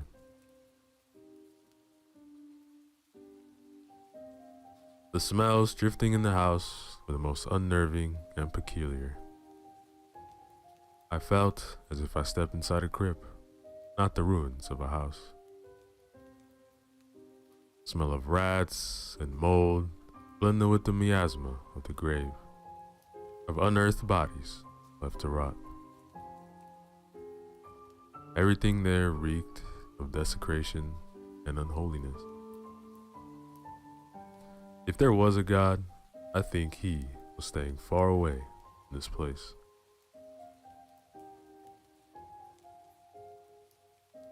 I held the door for some time, anticipating the creature's return, but it did not come back. I was suspecting its intent was to come in through a different entrance to surprise me. After it left, only silence remained. Faint skittering came my ears. First, it startled me, but then I recognized the sound, that of rats moving around. I lit another match and looked around. Lots of debris lay about the house. A few feet away, I noticed a heap of old wood planks. I picked up a thin piece and held it inside the flame.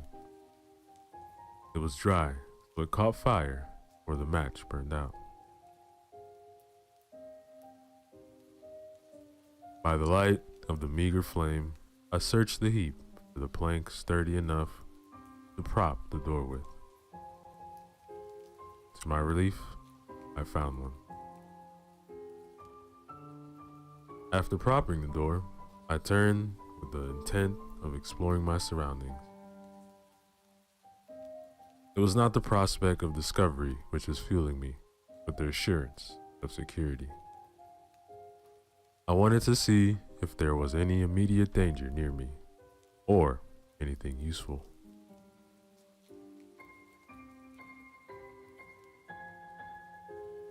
It was clear to me that surviving the night was exceptionally more difficult than I had imagined previously.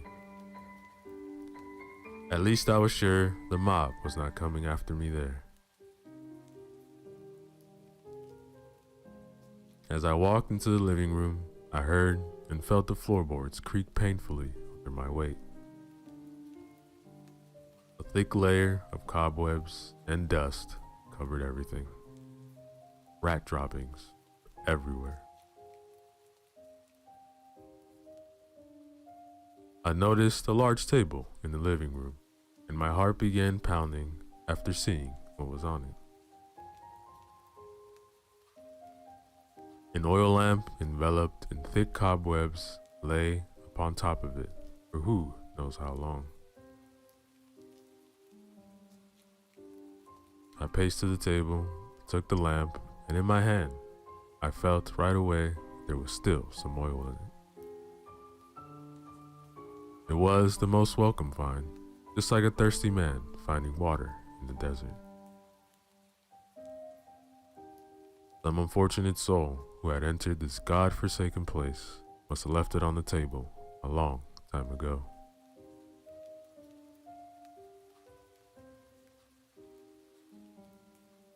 After clearing the cobwebs, I lit it. At first, the light it gave out was faint, but the flame got bigger after several seconds and illuminated the place much better. Weak flame, a thin piece of wood. Now, as the inside of the house was illuminated better, I saw my surroundings more clearly. The floor had several holes in it, and I noticed a large rat climb out of one of the holes. The light visibly confused it, and after staring at me with its beady eyes, it walked away nonchalantly to a dark corner while passing close before me.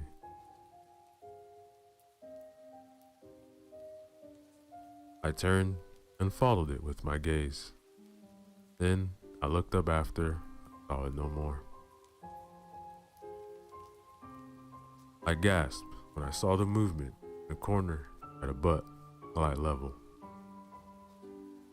Something was moving there, or maybe my mind was playing tricks on me. Instinctively, I took a step back towards the middle of the living room. The boards below my feet squeaked, but I didn't pay much attention. My eyes were fixed upon the shifting, undulating darkness. Then, to my utmost horror, it came out of the corner and began floating toward me. There was no doubt in me anymore. A haunting presence was there with me. A dark consciousness which had somehow survived the certitude of death was approaching me. As it got closer, I saw it possessed a human shape. But it was as black as the darkest pits of hell. It had no features, only a contour, and it radiated an icy chill. I still don't understand how something could radiate coldness, but that thing certainly did. It was emanating from it, and I felt it drain all the remaining warmth from my body. Then it spoke, but it was no language I understood. It was a strange mumbling which reverberated in my mind like some kind of dark chanting.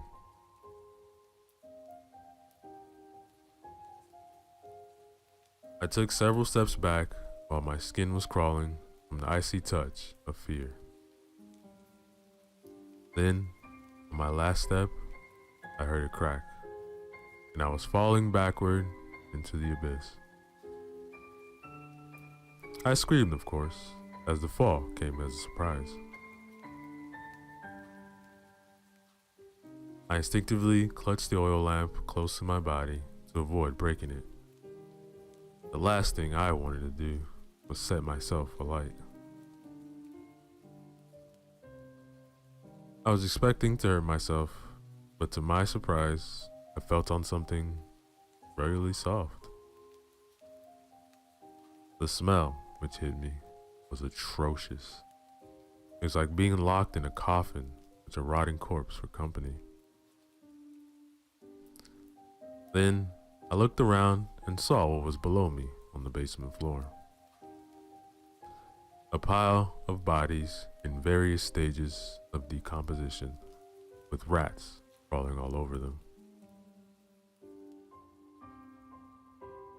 I threw up right then and there, then scrambled to get up and move as far away from the horrible pile as possible. To my incredible luck, the lamp was still burning. I was clutching it like a mother would clutch her dear newborn child. I searched for the humanoid darkness, which caused me to fall into this mass tomb, but I did not see it. The basement was littered with all kinds of waste. Close to the pile of bodies, I noticed the broken wood planks which had once been coffins. Then I heard rustling from near one of the walls. I looked towards the source in the sound and saw a large hole in the brick wall. Then I saw another few yards away.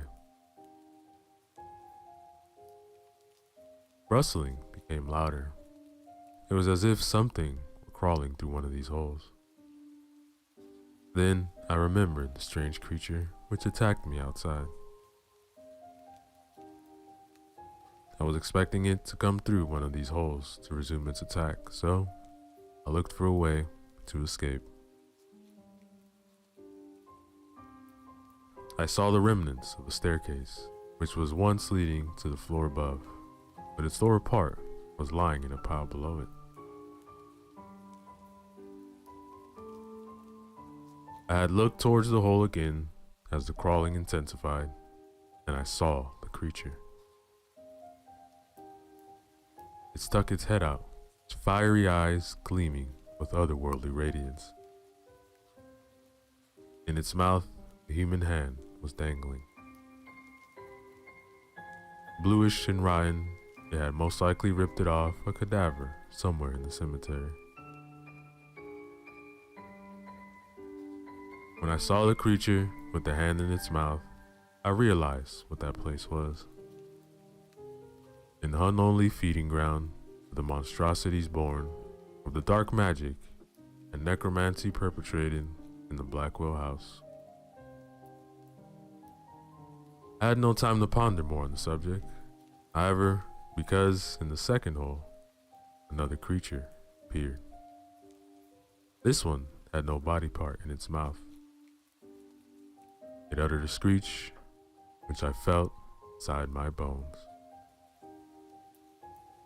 Its mouth opened wide, revealing countless sharp teeth made of rending flesh. Its skin was dark gray, slimy, and covered by soil. The creature had thin, long hands and a large palm, adapted to dig tunnels through hard soil and rip coffins apart.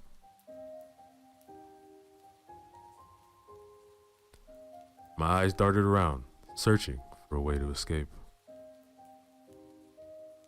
Both creatures jumped out of the holes, and the first one dropped a hand from its mouth. It fell to the floor with a soggy thud. More creatures followed the first two. That was when I genuinely thought, I will serve as food for these ghouls, just like the bodies I have fallen over. As I was retreating, I turned my head and saw a small opening on the opposite wall. It was a small basement window. I knew right away I had to try it. It was my last and only chance, but with the beast closing in, I doubted I would get out. They approached, trying to encircle me while more came from the holes in the wall. A larger one came through, and when it saw me, it growled menacingly, then jumped into the pile of bodies. Saliva was dripping from its mouth. It must have been their leader. That was when I bolted toward the window. The beast growled and ran after me. I reached the opening with a few steps, but I felt them close. I smashed the lamp into the ground behind me, and the oil spilled and caught fire, blinding the nocturnal creatures for a few seconds. I jumped and grabbed the edge of the opening and pulled myself up.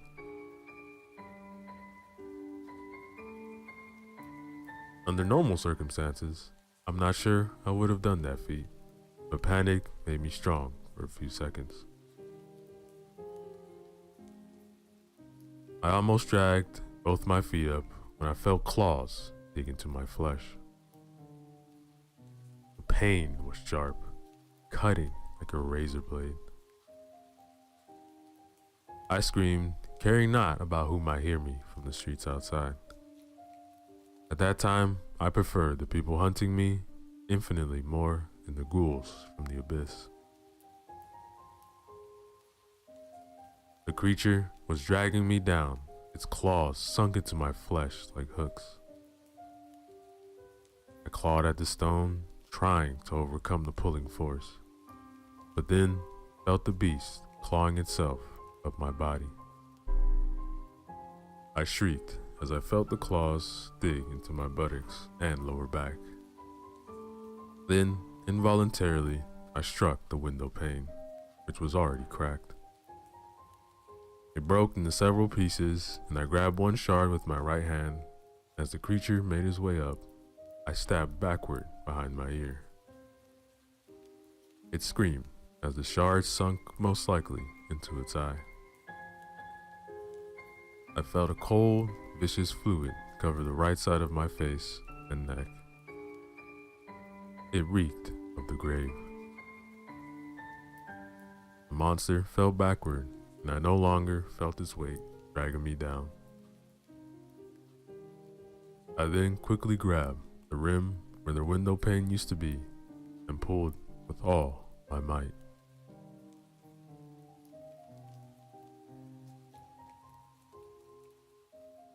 I didn't notice a shard of glass cutting deep into my palm. All I wanted was to get out by any means necessary. I did, but it was not over. I saw the shape of another creature in the opening. Rain fell on me mercilessly, but I did not care. It washed away the putrescent gore, which struck to me when I fell onto the pile in the foul blood of the monster I'd stabbed. In the basement, the fire caused by the broken lamp was already fading. By its dying light, I saw several hideous heads pop up behind the creature, which was already crawling outside. Having no weapons or anything which I could use to defend myself against, I ran towards the cemetery's edge. I heard them behind me as they gave chase. At the last moment, I changed directions with a sudden move. This made one of them crash into a gravestone, which shattered. So I ran, changing directions several times. My body was screaming for me to stop. My lungs were at the end of their capacity, and my heart was bursting out of my chest. Fortunately, I reached the fence. I jumped on it, and in a few moves, I was already on the other side. There was no time to be careful, so I fell on my side in a large puddle of fresh rainwater and gasped desperately for air as my chest was exploding from the effort.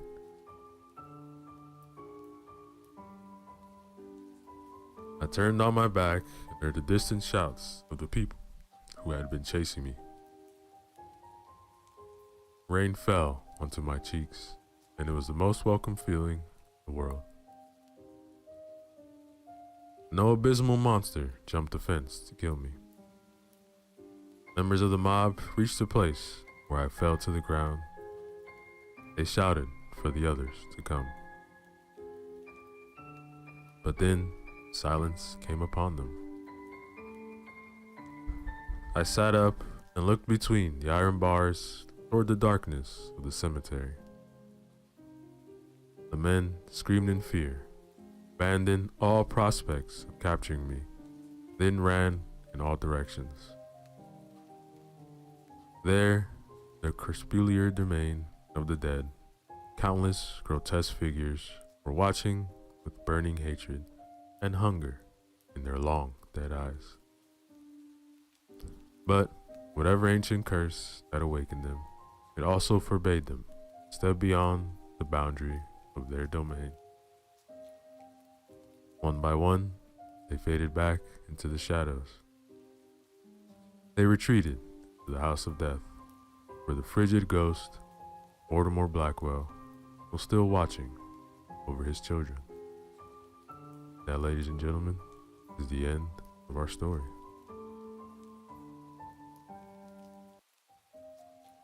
Yo, what is up, everybody? Your boy Sir Esco back again. I know it's been a minute. Hopefully y'all been keeping well. Got another horror story for you guys. This one is titled The Cabin, written by MS Grant. Remember to use the links in the description below. Show love to them. Like, comment, subscribe. The Cabin. I'm writing this so that people will know what happened and what drove me to do what I did. I'm writing this as a warning so that no one else will follow in my footsteps. It began last week. I had recently inherited some money. Not I never have to work again money, but still a good amount. It was from an aunt on my father's side. I had really only ever met her a couple times when I was a kid. I hadn't had any contact with her after my father died when I was in my 20s, even though she was my last living relative. I instantly knew what I wanted to spend it on. I'd always wanted a small cabin in the woods where I could flee the everyday stress, the city, all the shit that we all have to deal with on a daily basis. A place just for me, where I could kick back by the fire and just recharge my batteries. I wouldn't say that I'm an introvert. I just enjoy my own company more than spending time with others. That's all. So, a couple weeks ago, I'm browsing on the internet for cabins not too far away from where I live. My curiosity was piqued by an ad of one of all the websites with houses for sale. A small one-story cabin suited right by a medium-large lake in the middle of the woods. Not another house for miles in any direction, and only about a 2-hour drive from my home. Looked exactly like the cabin I've always wanted in my mind whenever I've been daydreaming about having my own place like that. Now, it did seem a bit run down, but the price was almost too good to be true. I just had to see this place with my own eyes. Curiously enough, even though they've posted an ad on this place online, I couldn't seem to find the website for the agency. Only a landline phone number or an ad in itself. I called the agency, set up a meeting with their agent. After a few unanswered signals, a man answered. Sounded out of breath, like he had a rush to answer the phone. We decided that I was going to drive up to their office on Tuesday last week and meet up with him, and together we were going to drive down to the cabin to have a look.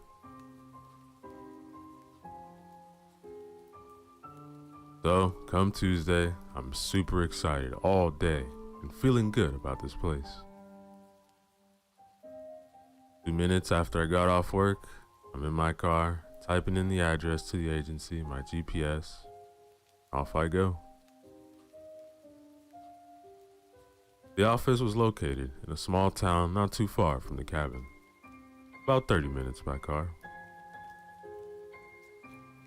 The town itself was your typical small community with small shops and stores that looked like they had been owned by the same family for generations.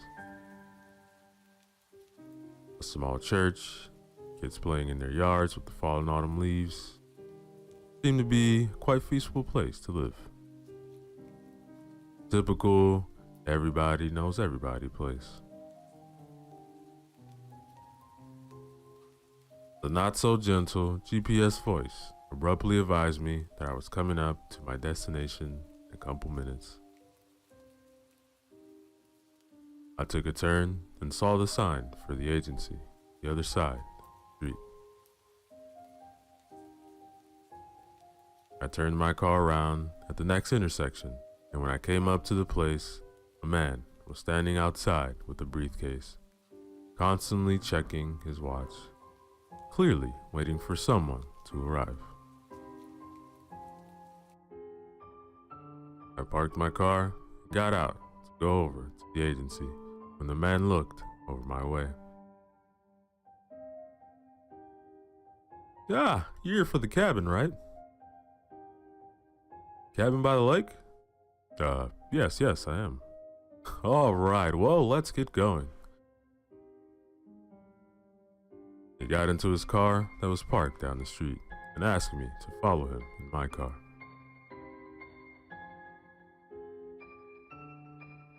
I noticed that he seemed a bit stressed, his face a bit pale, with beads of sweat on his forehead, like he was coming down with something.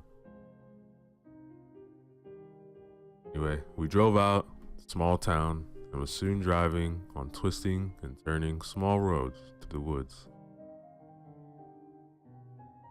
The trees were exploding in autumn colors, yellow, orange, red. It was mesmerizing, like driving through an oil painting. After driving for about 45 minutes in this gorgeous scenery